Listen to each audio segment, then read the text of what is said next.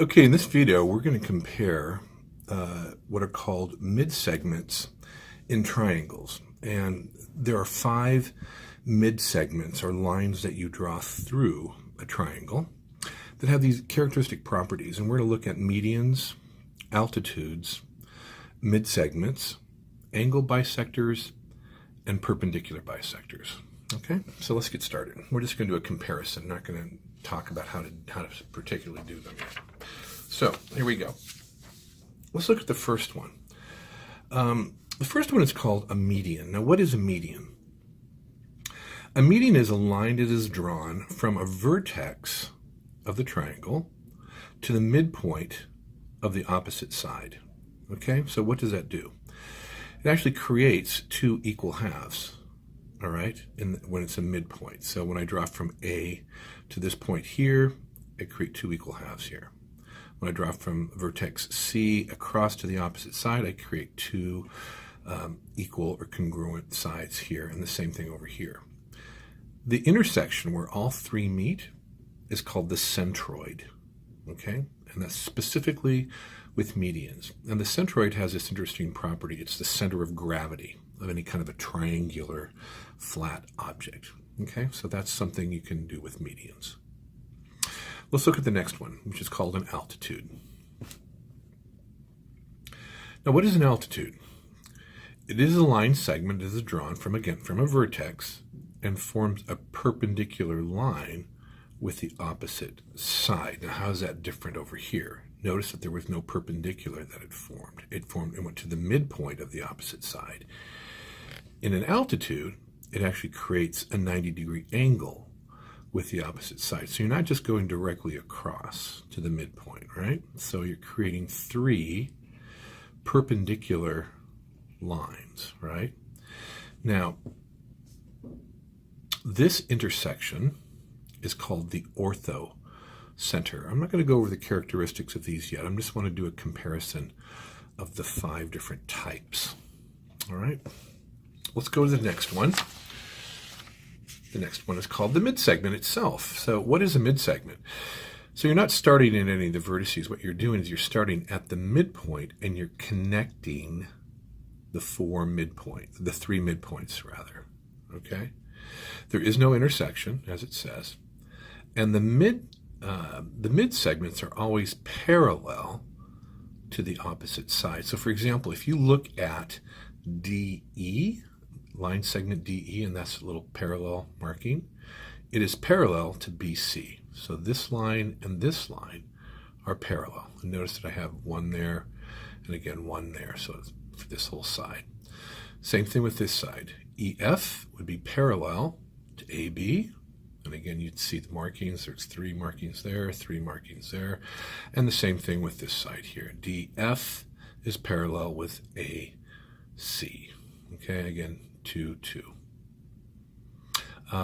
Again, these lines would be congruent, right? Excuse me.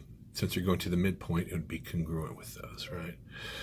Here's the other interesting characteristic. The midsegment is half the length of the opposite side. So, for example, DE is half the length of BC. Another way of looking at that is DE would be the same length as BF, would be the same length as CF. All right, so this line, and this line are all congruent, are equal. Let's look at the 4th midsegment that we're going to look at.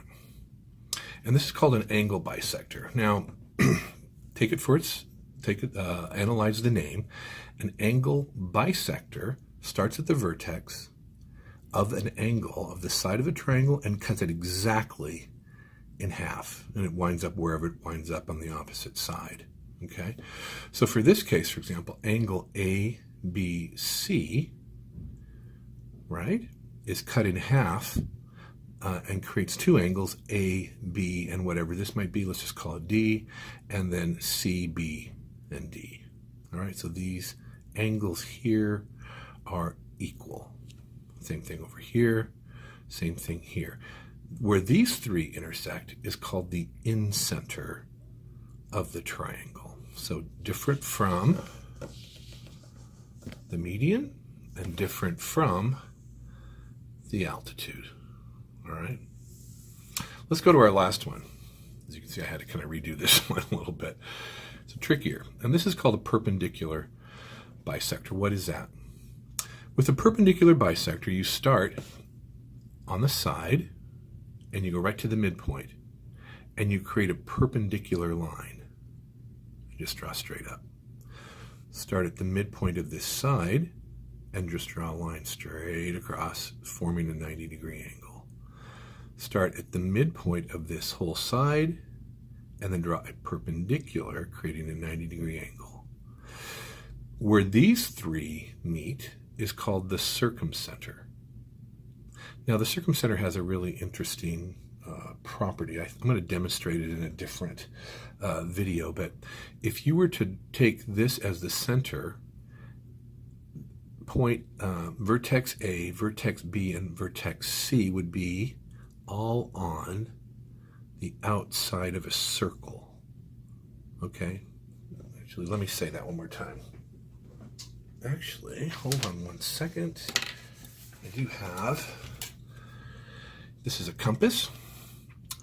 And if I were to take my compass and to use that as the center and move this all the way out to A and to draw a perfect line, a perfect circle rather, the circle would take in each of the vertices and they would all lie on the circumference of the circle, which is actually kind of an interesting property.